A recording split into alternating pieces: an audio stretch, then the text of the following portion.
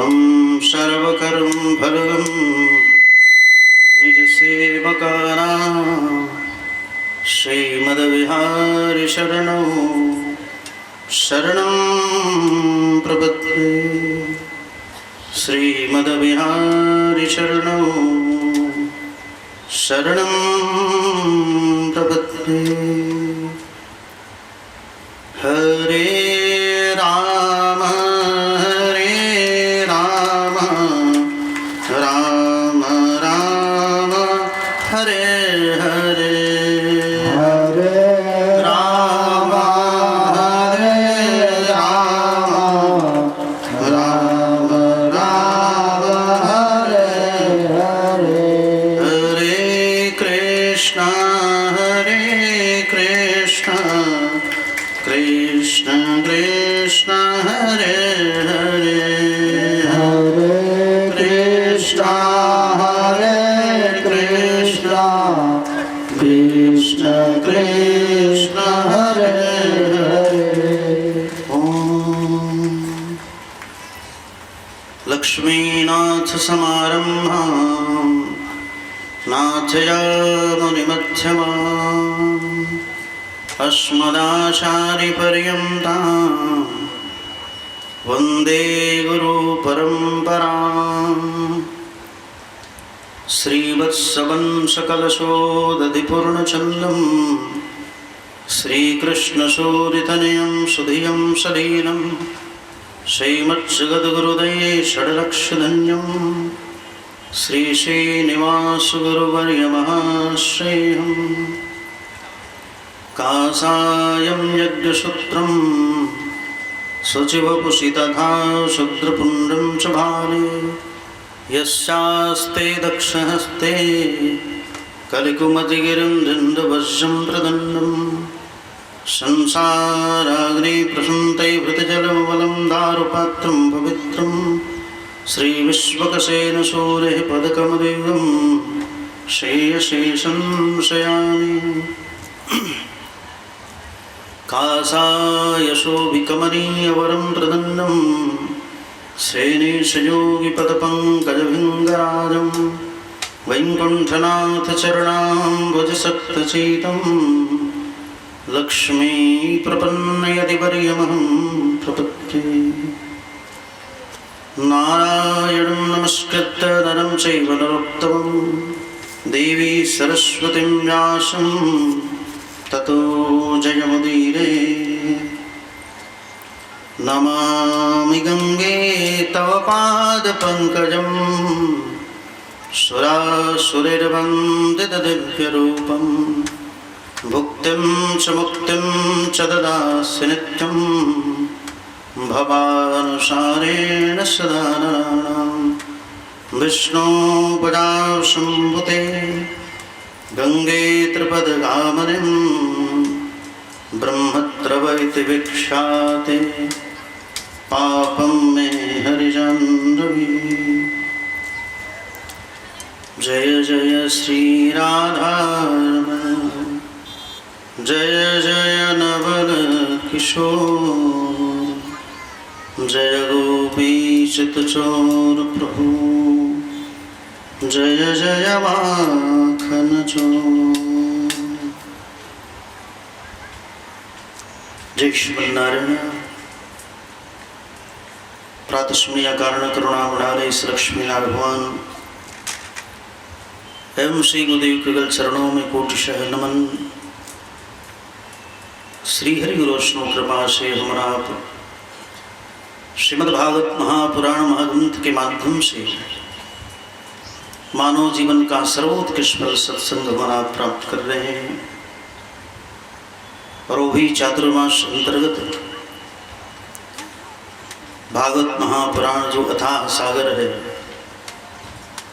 जिसके बारे में श्रद्धाचार्य जैसे महापुरुष कहते हैं, हम इसके बारे में उतना नहीं जान पाते। वाहम मन्मति शुक्र। तो मनु जी महाराज के वंश का वर्णन सुनाया है। आकुति देवहूति प्रसूति 3 पुत्रियां, 2 पुत्र हुए। प्रवक्त तानपाद जी महाराज आकुति का विवाह रुचि नाम के प्रजापति के साथ हुआ, देवहूति का कर्दम के साथ, प्रसूति का दक्ष के साथ हुआ। दक्ष बड़ी माननीय था, जिनकी 16 पुत्रियां हुई, 13 तो धर्म के साथ ही ब्याही गई। धर्म ब्रह्मा के वक्षस से जो प्रकट हुआ वो धर्म है। सबके तो एक एक पुत्र हुए, लेकिन मूर्ति के यहाँ 2 पुत्र हुए, जिनका नाम नर और नारायण हुआ। वही निमित्त मात्र शस्त्र का वची जैसा राक्षस, जिसने अभेद वरदान मांग लिया था। पहले तो ऐसा वरदान मांगा कि हमें अमर बनाई दो। ब्रह्मा कहा कि हम स्वयं अमर नहीं है। भगवान सूर्यनारायण ने कहा कि मैं तो अमर नहीं हूँ, तो तुम्हें अमर कहाँ से बना दूँ बताओ। फिर इसने आशीर्वाद मांगा, आप ऐसा आशीर्वाद दें 1000 अभेद कवच दे दें आप, जिसका कोई भेद न कर सकता। कहा कि ये भी नहीं हो सकता। तब कहा कि 10,000 वर्षों तक युद्ध करे, हमारे एक कवच का भेदन करे, और जब एक कवच का भेदन करे उसका प्रणंत हो जाए। आशीर्वाद दे दिया, तथास्तु, जाओ ऐसा ही होगा। अब इसने सोचा कि अब तो हम पूरे ब्रह्मांड के मालिक हो जाएंगे, और हुआ भी। भूलोक भूलोक स्वर्गलोक तक आक्रमण किया, सारे देवताओं को मार मार के भगा दिया। मारो मारो का डंका बजा दिया चारों तरफ। तब जाकर के भगवान के शरण में गए। भगवान ने कहा चिंता मत करो, मैं स्वयं अपने आप पे तुम सबको बचाने के लिए आऊँगा। तो वही भगवान नर नारायण के धर्म की अपने आप पे 13 पत्नियां, मूर्ति के गर्भ से भगवान नर नारायण के रूप में प्रकट हुए, और बद्रिकाश्रम में जाकर के अपने आप में तपस्या किया। और शस्त्र कवची के दोनों भाइयों ने मिलकर के 999 कवच का भेदन कर डाला। जब एक कवच बना तो श्रीमंडल के जाकर के अंदर छिपा कि अरे जो 999 कवचों का भेदन कर सकता है वो एक कवच छोड़ेगा क्या। तो सतयुग की घटना थी, त्रेता व्यतीत हो गया, द्वापर आ गया। जगत तो शांत रहा, लेकिन भगवान जगन्नाथ अशांत रहे, क्योंकि दुष्ट है आज, नहीं तो पर फिर आएगा कल। और द्वापर युग में अपने आप पे फिर भगवान ने ऐसी कृपा की। कुंती भोज के पास माता कुंती ने अपने आप में खूब सेवा की। दुर्वासा वहाँ पधारे, कुरुद भट्टाचार्य दुर्वासा, और दुर्वासा जी महाराज ने आशीर्वाद दिया, मंत्र दे दिया कुंती को। इस मंत्र के द्वारा जिस देवता का आवाहन करेगी तुरंत प्रकट हो जाएंगे। उसी के प्रभाव से अपने आप में 5 पांडव आदि के प्रकट हुए। लेकिन उससे पहले कुंवारेपन में ही मैया कुंती ने मंत्र का प्रयोग करना चाहा, इसलिए संत का, मंत्र का, यंत्र का, भगवंत का परीक्षण नहीं करना चाहिए। उन्होंने कुंवारेपन में ही मंत्र का प्रयोग किया। तुरंत सूर्यनारायण प्रकट हुए, और सूर्यनारायण ने कहा मैं जब आया हूँ तो कुछ दे करके जाऊँगा। मैया भयभीत, क्या दोगे भैया? तो लड़का दे के जाऊँगा। कहा कि मैं तो कुंवारी हूँ, लोग क्या कहेंगे? चिंता मत करो, आपके कुंवारेपन पर कोई आँच नहीं आएगा। कान से ही अपने आप पे कर्ण का प्रादुर्भाव होगा। वही शस्त्र कवची जो राक्षस था वही कर्ण बन करके आया है, कानों से प्रकट हुआ, इसलिए कर्ण उसका नाम है। एक कवच कुंडल लेकर के प्रकट हुआ था। इसलिए द्वापर युग में 10,000 की आयु सीमा थी नहीं वर्ष की, 1000 वर्ष लोग जीते थे द्वापर में। कलयुग में 100 वर्ष रह गया। सोचो, हमारा घटते जा रहे, हम सोचते कि नहीं बढ़ते जा रहे हमारा। सतयुग में लोग 1,00,000 वर्ष जीते थे। त्रेता 100 और घट गया, 10,000 वर्ष हो गए। द्वापरा 100 और घट गया, 1,000 वर्ष हो गए। कलयुग आया, 100 और घट गया, 100 वर्ष हो गए। महाकलयुग जब आएगा 100 और घट जाएगा, 10 वर्ष में ही हमारा आप सब काम करके चले जाएंगे। ठीक है, आयु सीमा हमारा आपकी 10 साल ही होगी। बच गर्भ से बाहर निकलते हमारा PhD डिलीट करके बाहर आएंगे, और उतने ही दिनों में सारे पदाधिकारी आदि सब बन करके फिर चले जाएंगे। हमारा कीट पतंग की तरह 10 साल की आयु सीमा हमारा आपकी होगी। ठीक है ना, क्योंकि आज 4 साल के बच्चे के अंदर कैंसर प्राप्त हो जाता है। 4 साल के बच्चे के सारे बाल सफ़ेद हो जाते हैं। सोच, ये कलयुग ही तो है। इसलिए महाकलयुग जब आएगा तो उम्र और घट जाएगा, 10 वर्ष के ही रह जाओगे आप, और आपकी हाइट बहुत छोटी होगी। महाकलयुग जब आएगा तो हमारा आप इतने छोटे होंगे, अंगूठे के पोर के समान। एक पोर है ना, अंगूठे के पोर के समान हमारा आप, यानी 1-1.5 इंच के होंगे। सोचो, महाकलयुग जब आएगा। अभी तो बहुत अच्छा है। तो इस प्रकार ऐसी आयु सीमा थी 1000 वर्ष की। इसलिए भगवान नर नारायण के रूप में प्रणीत होकर के स्वयं भगवान कृष्ण के रूप में आए हैं, नरावतार अर्जुन के रूप में प्रकट हुआ। और तब जाकर के दुष्ट शस्त्र कवची जो कर्ण के रूप में आया था, ठीक ना, कुरुक्षेत्र में इसके रथ का चक्का फंसा, भगवान ने आदेश कर दिया मारो इस दुष्ट को। और अर्जुन जी महाराज नरावतार ने, इस बार युद्ध की नरावतार की बारी थी, एक बाण में ही जैसे आराम कर दिया, उसका प्राण कर दिया। बोलो पतित पावन भगवान की, श्री भक्त वत्सल भगवान की। इस प्रकार सबसे छोटी पुत्री का नाम सती रहा। स्वाहा का अग्नि के साथ ब्याह हुआ, स्वधा पितरों के राजा अरेवा के साथ ब्याही गई। और 16 पुत्रियों में सबसे छोटी पुत्री का नाम सती था, जिनका विवाह भगवान भूत भावन भोलेनाथ शिव के साथ हुआ। तो इस प्रकार और इनका विवाह शंकर जी से किया गया।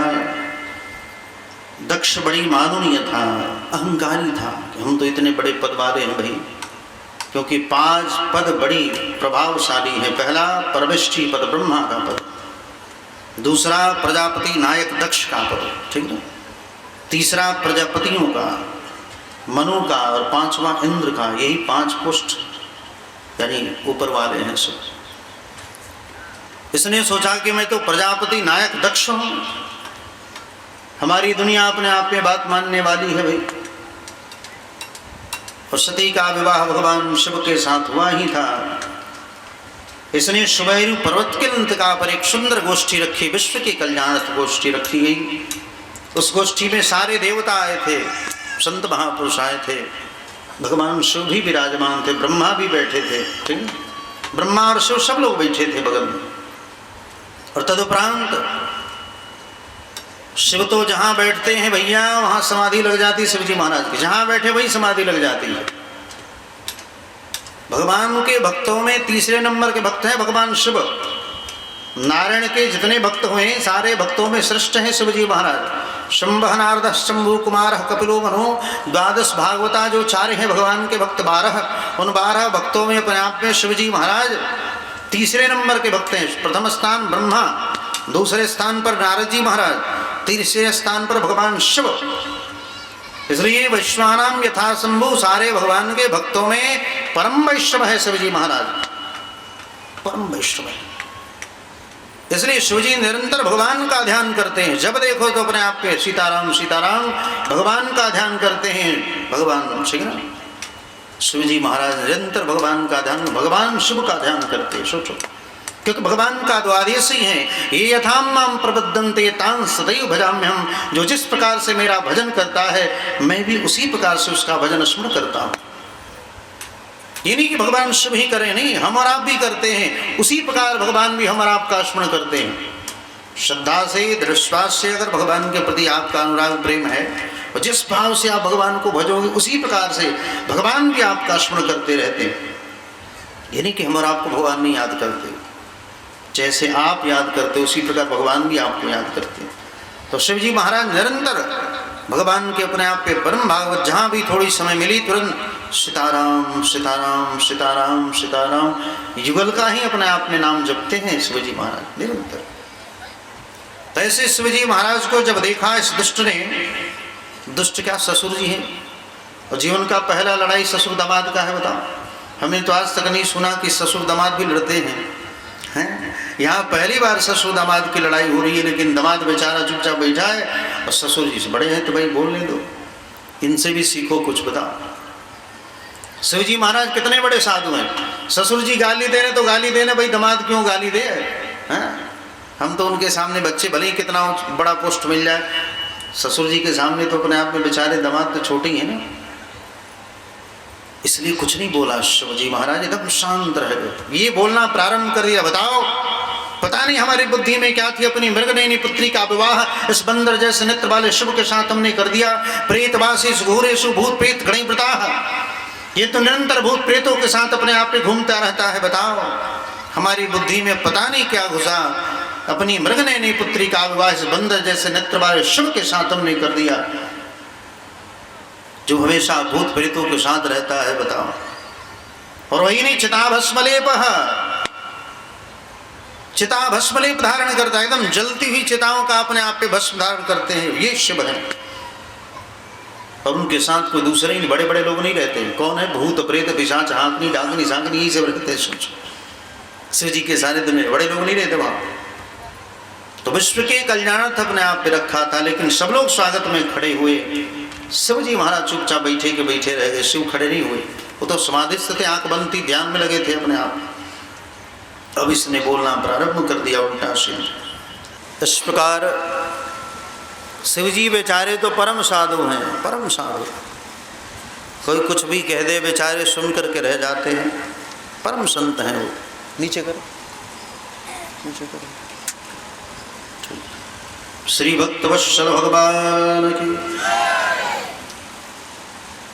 इस प्रकार दक्ष ने फटकारना शुरू किया। शिवजी महाराज आराम से सुन रहे, जो बोलना है सो बोल दें आप, हम अपनी वाणी क्यों गंदी करें भाई। क्योंकि आवत गाली एक है और पलटत हो ये अनेक, कहत कबीर मत पलटिए वही एक की एक। कबीरदास जी महाराज कहते कोई गाली दे रहा चुपचाप सुनते रहो। अब वो भी गाली दे रहा, हम भी गाली दे, एक से 10 से 100 फिर लाठा लाठी शुरू हो जाएगा। उससे अच्छा है जो दे रहा है उसको देने दो। भगवान ने 2 कान दिया, एक से सुनो, एक से निकाल करके बाहर फेंक दो। तब भी शिवजी महाराज नहीं बोले ना। कितने लोग होते हैं, अगर आप बोलो, अगर आप किसी को बोलना शुरू करो, बेचारा वो नहीं बोले ना, तब भी हम और आप और गर्म हो जाते हैं, ठीक है ना, और उसको उसकाना चाहते हैं कि अब तो बोल दे, अब तो बोल दे। तो शिवजी महाराज तो परम साधु, कुछ नहीं बोले। अरे शिव नहीं बोलेंगे ना, शिव जी के तो गण हैं बगल बगल, नंदी भृंगी आदि ये सब है, ये कहाँ छोड़ने वाले अपने आप में। इन्होंने शाप दे दिया। दक्ष है, ऊंचा पुष्ट है अपने आप में। जाओ मैं शाप देता हूँ। अयम तो देव यज्ञ इंद्रो बृंदुर्वाह सभागम लवता देव देवगणादवः। जहाँ मैं शाप देता हूँ, आज के बाद सारे देवताओं को यज्ञ अनुष्ठान में भाग दिया जाएगा, लेकिन हे शिव, आज के बाद तुम्हें यज्ञ में कहीं भाग नहीं दी जाएगी। दक्ष ने शाप दे दिया। अब शिवजी महाराज जहाँ यज्ञ में न हो तो बताओ कहाँ से कल्याण होगा भाई। शिवम कल्याण ददाति शिवदम, इनका नाम ही अपने आप में कल्याण। शिव का मतलब ही होता है कल्याण। तो ऐसे शिवजी महाराज ये तो बेचारे चुपचाप बैठे रहे। और शिव को धारण करने वाला कौन? नंदी जी महाराज। नंदी है कौन? भगवान शिव के 28वें अवतार नीलवृषभावतार अपने आप पे नंदी जी महाराज है। इनका नाम शिव महापुराण में नीलवृषभावतार है, ठीक है ना। इसलिए शिवजी महाराज को धारण करने वाला शिव ही हो सकता है, भगवान को धारण करने वाला भगवान ही हो सकता है। जैसे गरुड़ जी महाराज भगवान को धारण करते, सोचो कितना बड़ा पराक्रम है गरुड़ का, जिनकी